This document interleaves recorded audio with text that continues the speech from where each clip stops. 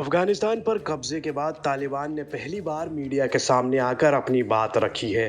मंगलवार को काबुल से तालिबान के प्रवक्ता जबीहुल्लाह मुजाहिद ने प्रेस कॉन्फ्रेंस की। इसमें उन्होंने अंतर्राष्ट्रीय समुदाय की चिंताओं पर बात की। इसमें महिलाओं के प्रति उनका रवैया कैसा रहेगा, अंतर्राष्ट्रीय संस्थाओं के साथ वो कैसे संबंध रखना चाहते हैं, मीडिया के लिए उनके क्या नियम होंगे, इन सब के जवाब तालिबान की तरफ से मिले हैं। तालिबान की प्रेस कॉन्फ्रेंस की बड़ी बातें ये रही कि वो अंतर्राष्ट्रीय समुदाय से मान्यता की मांग कर रहा है, साथ ही साथ अफगानिस्तान में मौजूद दूतावासों को भी नुकसान नहीं पहुंचाने का वादा कर रहा है। महिलाओं और प्रेस को कुछ नियमों के साथ वो छूट देने का वादा कर रहा है।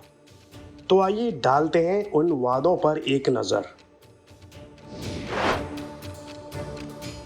अफगानिस्तान की धरती का इस्तेमाल किसी भी देश के खिलाफ साजिश रचने, हमला करने के लिए नहीं होने दिया जाएगा।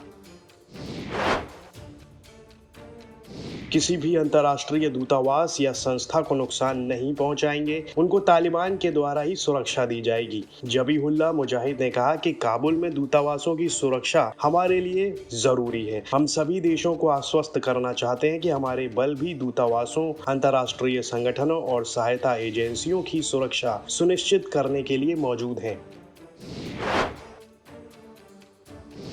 महिलाओं को शरिया कानून के तहत अधिकार और आज़ादी देंगे। हेल्थ सेक्टर और स्कूलों में वे काम कर सकेंगी। क्या मीडिया में भी महिलाएं काम कर सकेंगी? इस सवाल पर प्रवक्ता ने घुमा फिरा कर जवाब दिया। वो बोले कि जब तालिबान सरकार बन जाएगी तब साफ साफ बताया जाएगा कि शरिया कानून के हिसाब से क्या क्या छूट मिलेंगी।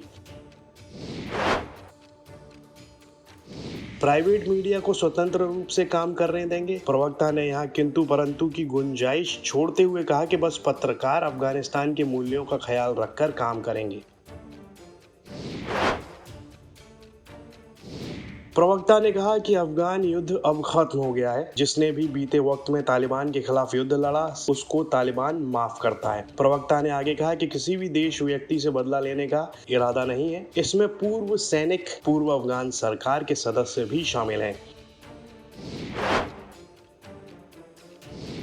अफगानिस्तान में कोई भी किसी को किडनैप नहीं कर सकेगा, कोई किसी की जान नहीं ले सकेगा। सुरक्षा को लगातार बढ़ाएंगे। तालिबान ने वादा किया कि उनके राज में देश की अर्थव्यवस्था और लोगों का जीवन स्तर सुधरेगा। तालिबान के प्रवक्ता ने कहा कि तालिबान की प्राथमिकता कानून व्यवस्था बनाने की है। इसके बाद लोग शांति से रह सकेंगे। अफगानिस्तान में रह रहे लोगों को तालिबान ने भरोसा दिया, कोई आपको नुकसान नहीं पहुंचाएगा, कोई आपका दरवाजा नहीं खटखटाएगा।